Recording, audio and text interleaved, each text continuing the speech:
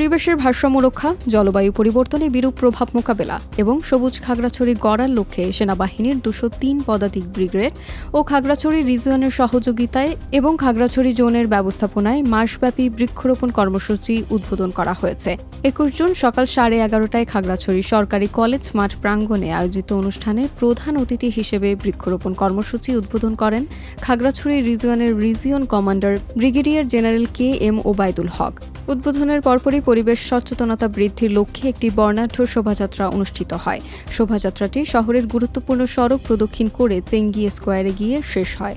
অনুষ্ঠানে বিশেষ অতিথি হিসেবে উপস্থিত ছিলেন খাগড়াছড়ি পার্বত্য জেলা পরিষদের chairman Shefalika Tripura, Khagrachhari zone commander lieutenant colonel Mohammad Aminur Rahman, অতিরিক্ত police super Mohammad Kamrul Islam, Mahalchhari zone commander lieutenant colonel Mohammad Al Jabir Asif, Khagrachhari রিজিয়নের staff officer major Kazi Mostafa Arefin, জেলা বন কর্মকর্তা মোহাম্মদ ফরিদ মিয়া, কৃষি সম্প্রসারণ অধিদপ্তরের উপপরিচালক মোহাম্মদ নাসির উদ্দিন চৌধুরী, জেলা বিএনপির সাধারণ সম্পাদক MN আফসার, সাংগঠনিক সম্পাদক আব্দুর রব রাজা, যুগ্ম সম্পাদক মোশাররফ হোসেন, সমাজসেবক S অনন্ত বিকাশ ত্রিপুরা, মাসরাত হোয়াই মার্মা সহ বিভিন্ন সরকারি বেসরকারি প্রতিষ্ঠানের কর্মকর্তা, জনপ্রতিনিধি ও সুশীল সমাজের প্রতিনিধিরা।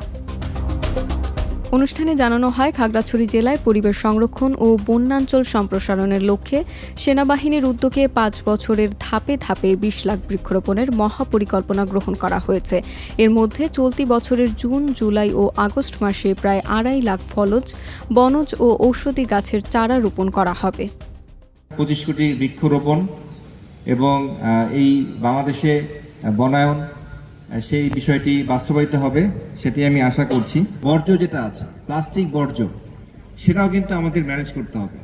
আমরা পানি খাচ্ছি, পানি খেয়ে পানির বোতলটা কিন্তু আমরা ফেলে দিচ্ছি, যত্রতত্র ফেলে দিচ্ছি, সেটি করা যাবে না। এই ওয়ার্কশপের মাধ্যমে হাতে কলমে দেখিয়েছে কিভাবে কম্পোস্ট সার তৈরি করা হয়।